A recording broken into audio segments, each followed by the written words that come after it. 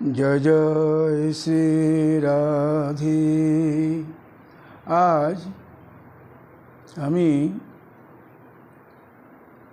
রঘুনাথ দাস গোস্বামীর রাধাকুণ্ড শ্যামকুণ্ডের যে বর্ণনা, তার আরতি বিলাপ কুসুমাঞ্জলিতে উনি করেছেন, সেই বিষয়ের উপর নির্ভর করে আমি একটি সঙ্গীত রচনা করেছি, সেটি আপনাদের বলবো। তারপরে রঘুনাথ গোস্বামীর মনের ভাবটি কী ছিল সেটি প্রকাশ করব। হে রাধারানী, আমার দুর্গম আশার একটি তো কথা,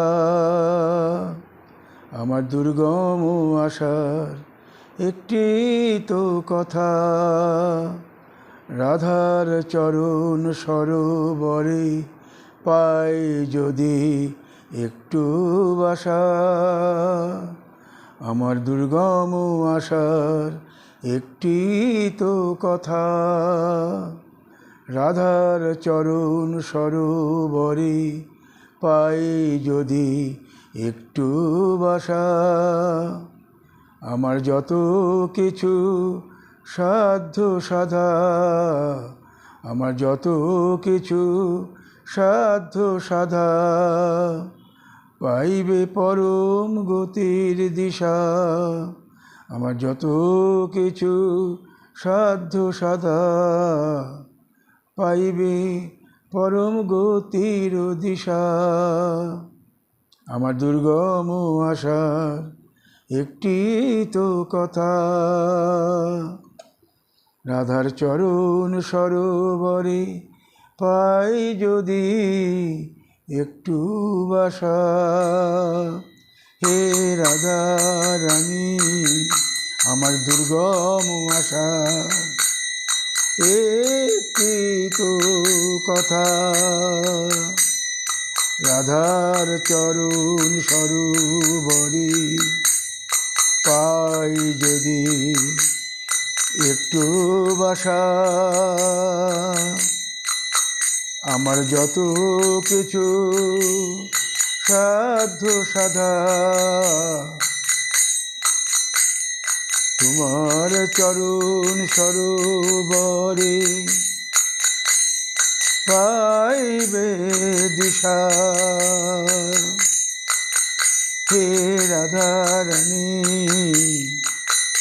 আমার দুর্গম আশার একটি তো কথা,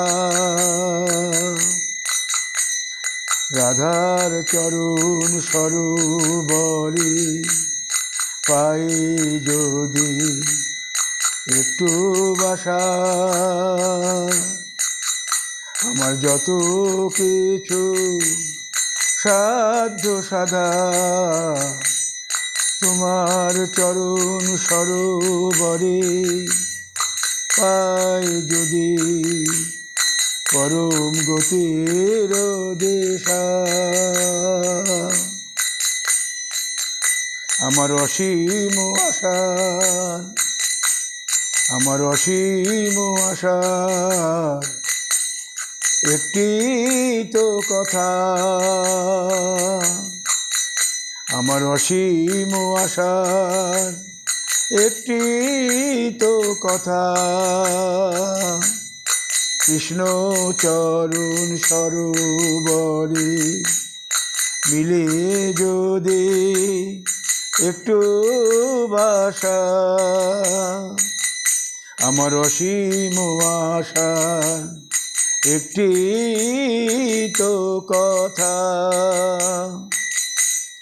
কৃষ্ণ সরোবরে মিলে যদি একটু বাসা, আমার যত কিছু সিদ্ধ সাধা, আমার যত কিছু সিদ্ধ সাধা, পাইবে কৃষ্ণ সরোবরে অমৃত সুধা আমার অসীম আশার একটি তো কথা কৃষ্ণ সরোবরে মিলে যদি একটু ভাষা আমার যত কিছু সাধ্য সাধা কৃষ্ণ চরণ সরোবরে মিলিবে অমৃত সুধা হে রাধা রানী আমার দুর্গম আশার একটি তো কথা আমার দুর্গম আশার একটি তো কথা তোমার চরণ সরোবরে পাই যদি একটু বাসা আমার যত কিছু সাধ্য সাধা তোমার চরণ সরোবরে পাইবে পরম গতির দিশা আমার অসীম আশার একটি তো কথা কৃষ্ণ সরোবরে মিলে যদি একটু বাসা আমার যত কিছু সিদ্ধ সাধা আমার যত কিছু সিদ্ধ সাধা কৃষ্ণ চরণ সরোবরে পাইবে অমৃত সুধা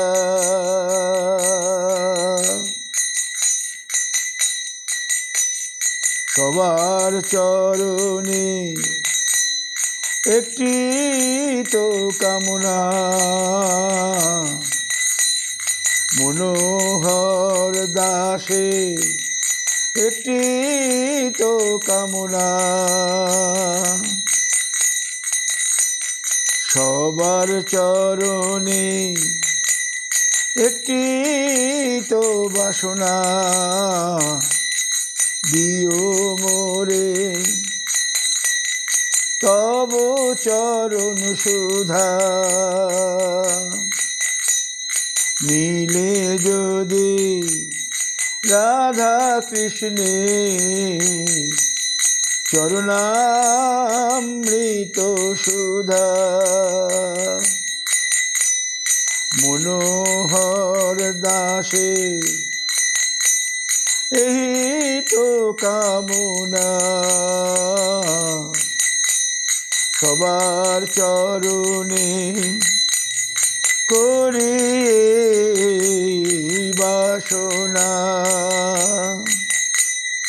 দিও মোরে তব চরণ সুধা মিলে যদি রাধা কৃষ্ণে চরণামৃত সুধা হে রাধা রানী আমার দুর্গম আশার একটি তো কথা আমার দুর্গম আশার একটি তো কথা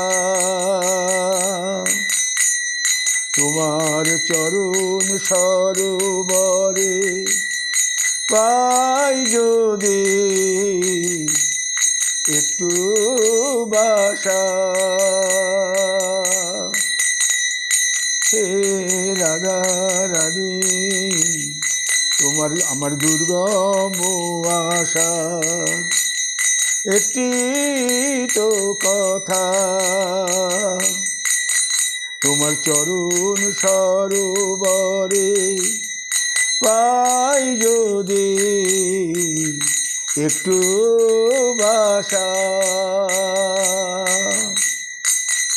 আমার যত কিছু সাধ্য সাধা, আমার যত কিছু সাধ্য সাধা, তোমার চরণ সরোবরে পাইবে পরম গতির দিশা, আমার অসীম আশার একটি তো কথা, আমার অসীম আশার একটি তো কথা, কৃষ্ণ সরোবরে মিলে যদি একটু বাসা,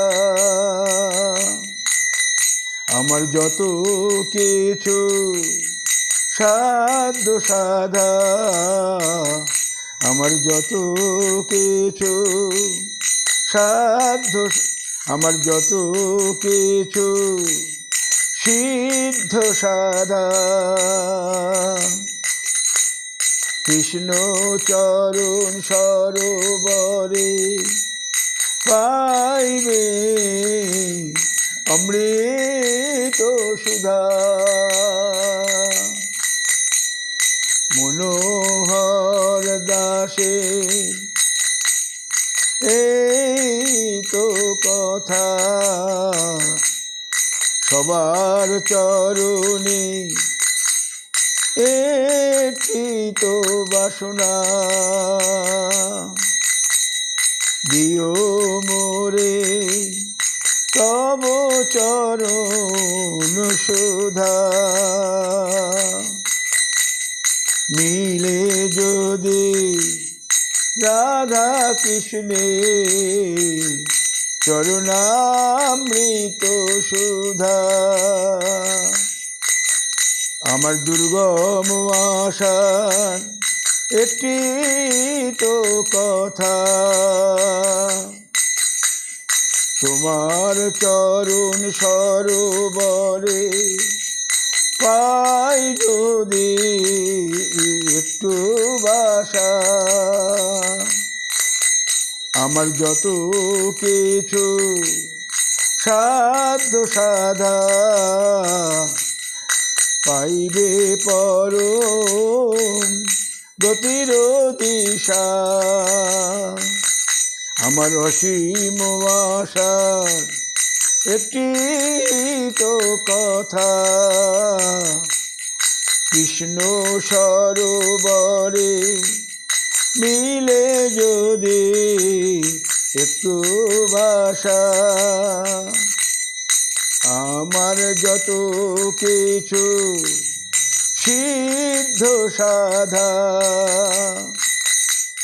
কৃষ্ণ চরণ সুধায় পাইবে অমৃত সুধা, মনোহর দাসে এই তো কামনা, সবার চরণে একটি তো বাসনা, দিও মোরে তব চরণ সুধা,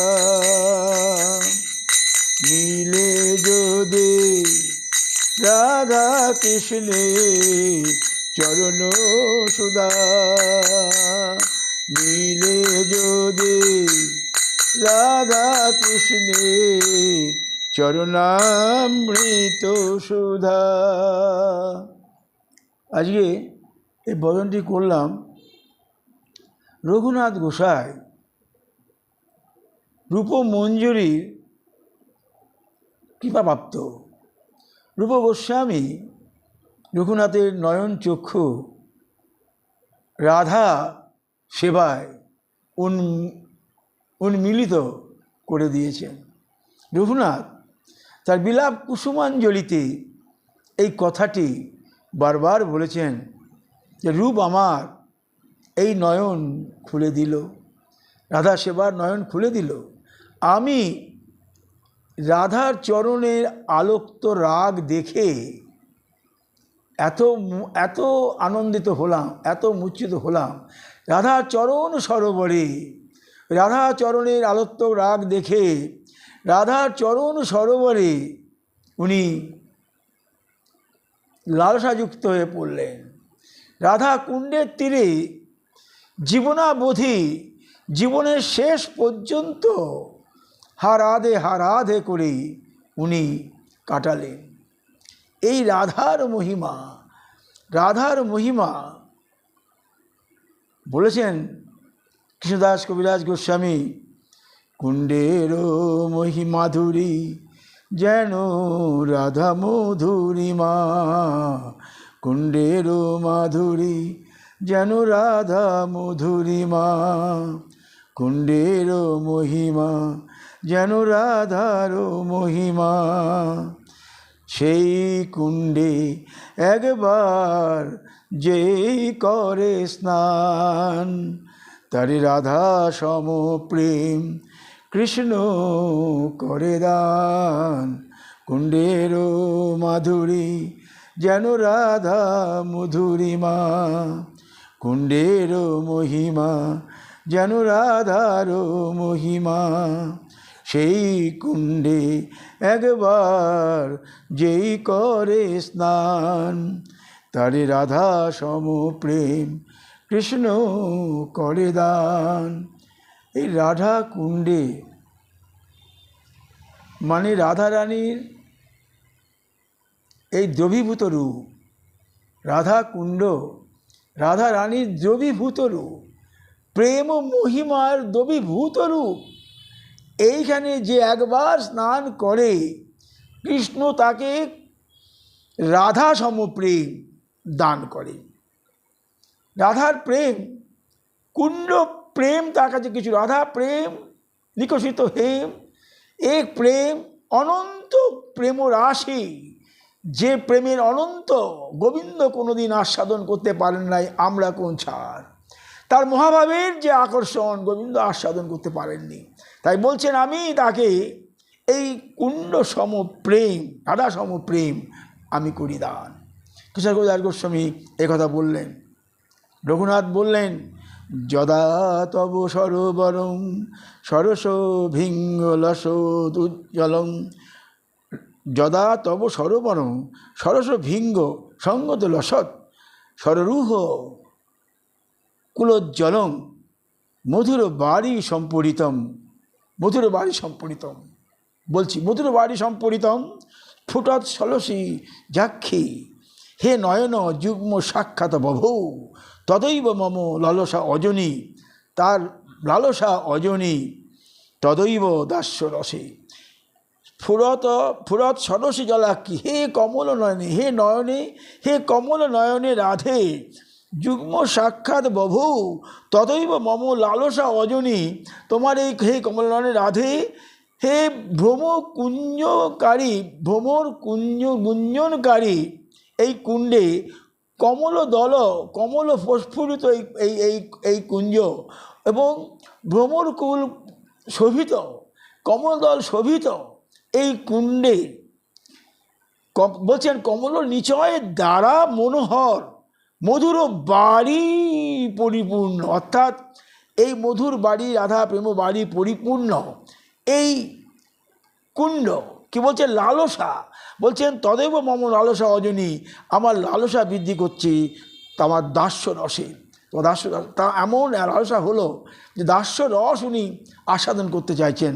হে বিকশিত কমল নয়নী, যখন মধুর গুঞ্জনকারী ভিঙ্গকুল শোভিত কমল নিচয়ের দ্বারা মনোহর মধুর বাড়ি পূর্ণ, অর্থাৎ রাধা কুণ্ড আমার নয়ন সম্মুখে প্রকাশিত হয়েছে।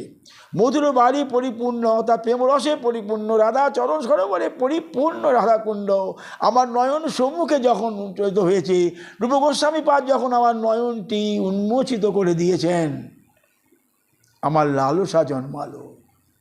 কি লালসা? চরণ দাস্যের লালসা। রঘুনাথ বারবার বলছেন, হে রাধারানী, তোমার সখিত্বে আমার নাহি প্রয়োজন, তোমার সখিত্বে আমার নমস্কার থাকুক, নমস্কার থাকুক, নমস্কার থাকুক, তোমার চরণ দাস্য আমায় দিও। দেখুন সবাই, রঘুনাথ কেন, আমরা তো খালি বলি কিঙ্করি, আমরা পড়ে কিঙ্করি হব, আমরা দাপরের সেই লীলা স্মরণ করে বলি যে আমাকে কিঙ্করি, সেই লীলা স্মরণ তো আমরা করি যে হাজারি আমার কিঙ্করি করো, আমি তোমার এই কুঞ্জে বাইরে দাঁড়িয়ে ফুটো দিয়ে রন্ধ দিয়ে আমি তোমাদের লীলাকলা দর্শন করব। তো রঘুনাথ রূপ, জীব গোস্বামী পাদ বলেছেন আমার ঈশ্বরের ঈশ্বরী, রূপের আবরণে আবরিত এই রঘুনাথ, রূপাবরণে আবরিত রঘুনাথ বারবার বলেছেন তোমার সখিত্বে আমার নমস্কার থাকবো, সখিত্বে আমার নমস্কার থাকবো, সখিত্বে আমার নমস্কার। কোনো দিন আমি চাইনি তোমার সখিত্ব, আমার চরণ দাস্য তোমায় দাও, আমার চরণ দাস্য দাও। এই চরণ দাস্যের জন্য রঘুনাথ সারাটা জীবন পাগলের মতন উনি রাধাকুণ্ডে বসবাস করে মৃত্যুর আগ পর্যন্ত হে রাধে, হে রাধে, হে রাধে কুণ্ড তীরে শুধু উনি রাধারানী রাধারানী করেই উনি গেলেন।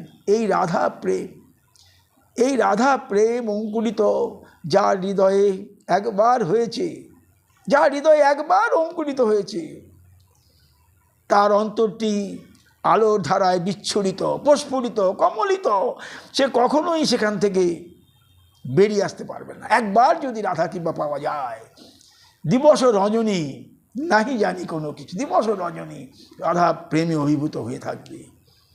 তো এই রাধা প্রেমে অনুভাবিত হতে গেলে আমাদের রাগাত্মিতা ভক্ত তাদের এই রাগাত্মিতা ভক্তের চরণে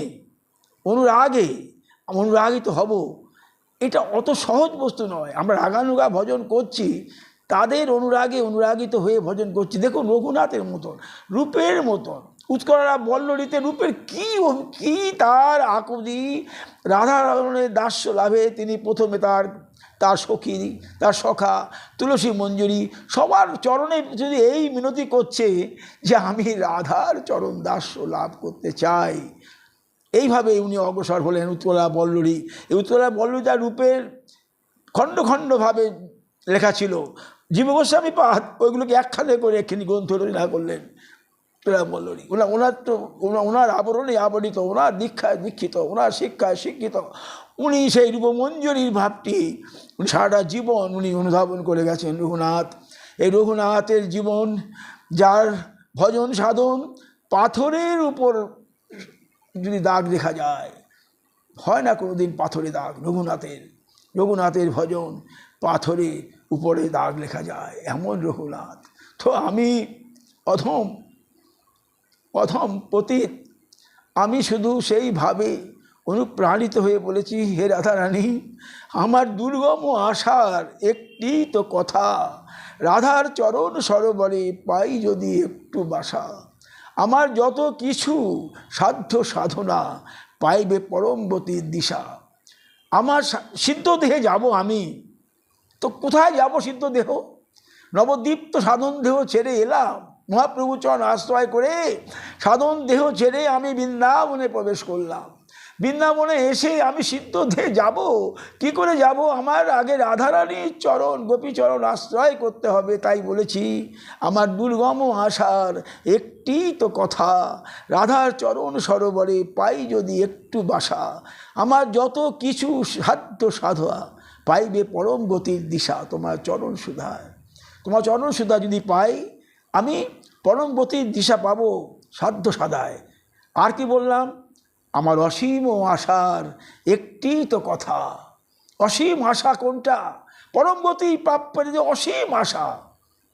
আর আমার দুর্গম আশা ছিল সাধন দেহে সাধ, তাই বলেছি অদুর্গম আশা। এবার আমি বলেছি অসীম আশার একটি তো কথা, কৃষ্ণ চরণ সরোবরে মিলে যদি একটু বাসা।